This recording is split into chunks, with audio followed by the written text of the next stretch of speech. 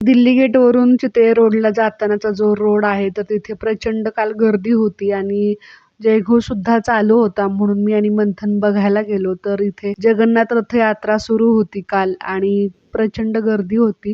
त्याच्यामुळे लांबूनच आम्ही दर्शन घेतलं, जवळ काही गेलो नाही. रथयात्रेला भाविक हात लावून रथाची जी दोरी होती ती ओढत सुद्धा नाहीत, पुढे-पुढे चाललेले होते. पण गर्दी असल्यामुळे आम्ही काही त्या गर्दीमध्ये गेलो नाही. लांबूनच दर्शन घेतलं आणि त्याच्यानंतर मग घरी आलो.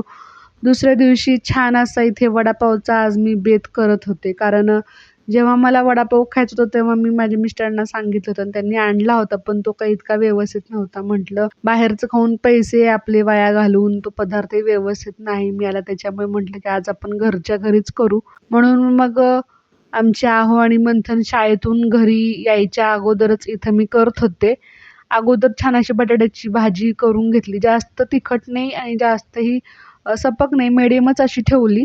त्याच्यासोबत इथं मला चटणी करायची होती ही तोंडी लावण्यासाठी. म्हणून मग आधी लसूण न साल काढता तसंच छान असं तेलामध्ये आधी तळून घेतला आणि जे बेसन पिठाचा आवरण जे होतं तर ते सुद्धा ह्याच्यामध्ये टाकून छान अशी त्याची शेवसारखं बारीक करून ते छान असं लालसर होईपर्यंत तळून घेतलं आणि मग त्याच्यामध्ये तिखट आणि मीठ घालून छान अशी चटणी तयार करून घेतली. इथं जी बटाट्याची भाजी बनवली होती त्याचे छान असे वडे तयार करून घेतले गोल गोल आकारामध्ये. तोपर्यंत मिस्टर आले आणि मग त्याने बघितलं की मी वडापाव करते, तर ते म्हटले की मला माझ्यासाठी ब्रेड पॅटीस बनव म्हणून.